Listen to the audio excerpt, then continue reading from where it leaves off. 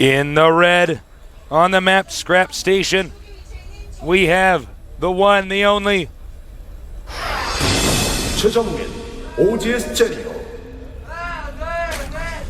Here in the hold control on the upper left side of the map. Oh my God, it's so packed in here. We have a player formerly known as Zergbong. No one also thought he could this far, just like Zenio. He is. NesTea. Yep. I know that somehow NesTea is going to find out about this one day. I just want to point this out. What? The NesTea people. Oh. They're going to find out that their tea is being represented by a sick, good Zerg. Yeah, yeah. Probably some. There's probably some guy that works at NesTea on the forum somewhere. But anyways, let's talk about Scrap Station ZVZ for a moment. You notice they're so close by air, of course. So the Overlords, they did their little hug, or as Taste likes to call it, a kiss. The Overlord kiss. I'm more PG friendly. I call it a hug. But anyways, they're going to go over and scout each other, and we always see fast expansion on this map, almost every single time.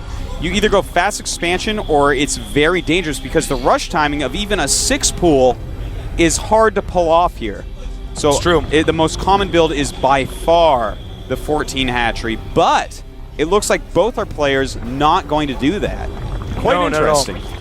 Pool and extractor. Extractor first, actually. Yeah, and I do have a little qualm with NesTea's placement. He makes the closer one, so instantly Zenio knew what was going on. Normally you make that at the edge of the base. It's much better to make it over here. Yeah, and then the Overlord's like, oh, what is he doing? Oh, there's the extractor. Okay, now I know. You want him to have that couple seconds of unsurety. Uncertainty. Unsurety. Unsurety. Yes. All right. Well, they're both doing a build. You don't see that often on this map because basically a 14 hatchery holds anything you do with this build. So we're just going to have to see what exactly they want to do with this. Probably just going to be Baneling builds, Speedling into Banes. Ro8 is not as good on this map unless you do a really turtly Ro8 build with a bunch of spine crawlers in your main base around your hatchery. Note OGS Zenio's Overlord moving over here. He's going to position this probably up here behind this area to spot the minerals. It's a good place to put it. We may see something similar from NesTea. NesTea is going to one base. Excuse me, OGS Zenio is going to one base here. We know that because of the spine crawler. Yeah, that spine crawler signals something completely to us. He's going to tech up 2 layer off of this one base, probably go Banes with 2 gases into the layer because it's just Speedlings don't stop Banelings that well. But we may see us, yeah, in fact, he is getting that second queen. It's very common. This is going to be able to defend against Banelings. This is a pretty popular build from top-tier Zergs on the Asian server. I'm talking like the top 5 or 6 Zergs. They all love this build that Zenio is doing right now. Wings inside the main. And this feels awesome as a Zerg. He gets to see everything that's going on. He knows exactly what's up. And this is going to mean that he doesn't have to go Banes, but he's going to. And I like that choice. We may see him actually just go for the kill with this build because basically NesTea is being so greedy. And he knows that, and look at that, 3 spine crawlers. I love it. I love it, Tasis. These guys really know what they're doing. It's so refreshing to see a ZVZ where the guys really know what's going on. Yeah, it's quite nice, especially considering we've seen such a few number of ZVZs in the GSL as it is. Absolutely. 4 spine crawlers. Yeah, and he's going to be... Notice how they're also spread out quite a bit. He doesn't want Baneling Splash to get him. But he's going to have to be very careful and not let Zerglings just run by and ravage his drone line. And yet another spine crawler going to go up. Damn, look at that. 5. Yep. He really needs this. If he holds off this non-layer tech, he can get a huge tempo advantage by going Mutas, or he can go one base and fester and go for the long game and just be way far ahead. And those Banes are not going to make it through this insane line of spine crawlers. Another spine crawler. Oh, sorry, that's still the 5th spine crawler, but Queen out in the front. That's right. You try to block as much as you can with those. He cancels. Yeah. Very smart move by Zenio. Takes a lot of balls. You lose minerals and gas canceling. And he is just behind now. Because basically he is sitting there. He's invested in the Banes. He's lost a lot of gas and minerals canceling them. He's only had 1 gas this whole time. He's just starting his lair. In the meantime, NesTea, he is making his spire. Evolution Chamber on the way. I can't emphasize how much of a defensive position our red Zerg is going to be in. This is going to be really bad. I mean, even if he holds up the attack, he's giving up map control to yellow. I don't feel like Zenio's playing with certainty. Now he's coming back here again. I guess he's going to try to just throw the links in here. Yeah, it looks like he's just going to go for it, and enough speedlings in here. He wasn't expecting that. He is not going to be happy with what he finds. So many speedlings in there. Spire is going to do almost nothing. He may try to go for a Spire kill. No! Instead, he just runs out, takes his losses. Oh, my brain hurts. That was bad. Yeah, you know, he lost a lot there. Good decision making though for such a well, I guess he had to scout, start. but it's just like, you know. No, the running out I think was the good decision. Okay, I thought you meant like sprint all this. I was like, no, Ro8 is like, no, I can't allow you to say that. Stop lying to them. Yeah, and look at this. Now he's going to run in and see what's going on. Same way, not as many spines in there. He's going to get out with minimal losses, or he's going to go ahead and engage because he has more speedlings. And Zenio's queen here too. Zenio's in so much trouble, man. Look at this. Oh, wow. Doesn't quite get expansion. The queen, but, well, the problem is going to arise when the mutas pop out. He's making some mutas now, and I like the play that we see here from Zenio. Oh, my. This is really actually quite cool. Notice that Evolution Chamber. And he's also getting Burrow. So the Burrow... Oh, true. Okay, this is actually a crazy strategy. I don't know if they're using this on the European and American servers, but you get a bunch of infestors with Burrow. You Burrow move them into their base or expansion. You throw up 1 billion trillion infested Terrans, and you kill all their drones and hatchery in seconds. Of course, the infestor can move while burrowed. Yes, and exactly. Can cast that stuff quite easily. Infested Terrans, yeah. Position, yes. Absolutely. And look at that. Nice little run by here, trying to take out this queen. He needs to micro that queen. Odd, he just sort of gave up the queen there, didn't even move it.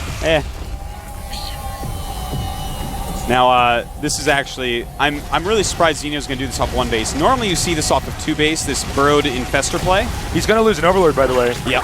That means that he will be temporarily supply blocked in a critical moment. That's when quite he needs true. to get more infestors out. Actually, looks like he's going to get his 4 out. 4 is a good number. Now, it's looking rough for Zenio. You know, right now 2 bases up and going to get the Roach Warren. Of course, he needs some sort of ground unit. Another Overlord going down. This is the beauty of making a few mutas. Normally you don't want to stand mutas, and notice he is in fact making a Roach Warren. So he's going to switch right into Roach, which is the right idea. But he doesn't have detection. Even though he's going to make Zenio cancel this, Zenio is just going to go around the map with these infestors. And see is he going to cancel it? He better cancel it. I don't know. I think the Queen's going to drive him out with Transfusion. I guess so. You're right, Tasteless. But anyways, this strategy, this is actually really popular on the Korean server right now. So it's something that NesTea should have played against plenty of times. He's going to go for the... Nope, he's not going to go for it. He needs to get these mutas back over there. No, he's giving up roaches yet. Not really. Yeah, he doesn't really have many roaches. He's making them. I'm interested that he's decided to go home with his infestors. And note this Overlord here, he can count the drones at this expansion, so he can always be ahead. Yeah. Now there's an Overseer here as well. So the infestors. That's why they turned around. Good play there by NesTea. NesTea always has those Overseers at the right time. Yeah, that's awesome because he really should. As I said, this is kind of a popular strategy right now on the Korean server. So he was ready for it. You realize what could have been going on, prepared, and it all went well. Infestors have turned out to just be so strong in Zerg vs. Zerg. Oh, absolutely. Unbelievably strong. They're the best Zerg unit. It's not the Mutalisk, everybody. It's the Infestor. It's not the Baneling either. Rock's going down here. Now, he has so many Infestors, he's actually going to not die here. I don't know if he should attack even. Yeah, actually, the Mutas shouldn't do anything. This Fungal will just loll all over him. What he should do is attack with them at the same time as the Roaches, make the Fungals go on the Roaches, then target Infestors with the Mutas. It's the best thing you can do with this army right now, and he has a lot of Roaches. But against this many Infestors, he can Fungal them for a very long time. And notice, sending in 1 Mutalisk. Doesn't want them all fungled at once. Very nice play here. He's got to be careful, careful, careful. Missed fungal, I believe. Oh, he got it. Oh, excuse me. But he has the queen underneath, which is a little bit dangerous. And I believe he lost an Infester there. Meanwhile, the battle going on down here. Nice fungal on those roaches. Oh, man, he can't be losing. Oh, he lost another Infester. And NesTea showing that he is just so strong in this matchup. Absolutely knows what's going on. Just flanks right in there. Abuses the lack of units. Damn. Awesome play by Zenio's getting NesTea, dominated. Yeah. NesTea drinking his Powerade. What can we say, man? NesTea playing so well. Zenio's getting dominated pretty Not hard. being very loyal to his name, though. Drinking Powerade over I know. NesTea. NesTea, contact this man. Give him lots of money. It's the way it should be. This guy is looking like he may make a top 4 tasteless. Yeah, it's definitely looking like that. And, all right, we're going to go to a commercial break in just a little bit here. Well, actually, you guys don't get commercials, do you? But the Koreans do. We're going to have a quick break. So, time to get some more, s'more flavored Pop-Tarts. flavored Pop-Tarts. Those are good. Yeah. Those are good. You know, I normally don't like sweet foods, but frosting on a Pop-Tart can be pretty good. That's right. But you know what is something pretty interesting about Pop-Tarts? What? When you put them in the microwave or the whatever you cook them, the toaster, that stuff in the middle is actually hotter than the surface of the sun. Oh, that is actually quite true. So be careful if you eat that snack on our break. Of course, the ZVZ so far has been pretty one-sided. It just looks like NesTea is better at making early game decisions. And when he makes a mistake, he just recovers quickly. Yeah, I loved the fact that Zenio was like, okay, you are not making enough defenses. I'm going to go Baneling Zergling. Then NesTea saw that he got scouted, and off that, he's like, I'm being greedy. He knows. It's time to make a bunch of spines. That won him the game right there. That's just true. Set him ahead so much tempo-wise. Zenio reacted in really great ways, but having that Overseer up, because Zenio kind of went all in with that Infestor Burrow tactic. Yeah.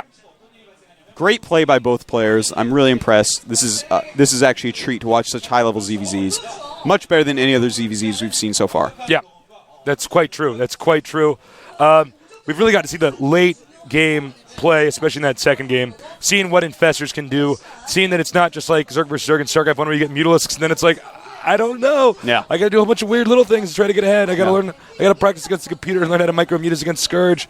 No, this is actually much better than StarCraft 1 ZVZ. Yeah, oh, yeah. Infinitely better. There's better. no question about that. I think all the matchups have improved. That's true. Except, I don't know about TVP, but I love that matchup in both matches. We'll see. Anyways. We'll be back in just a little bit, guys. Don't go anywhere.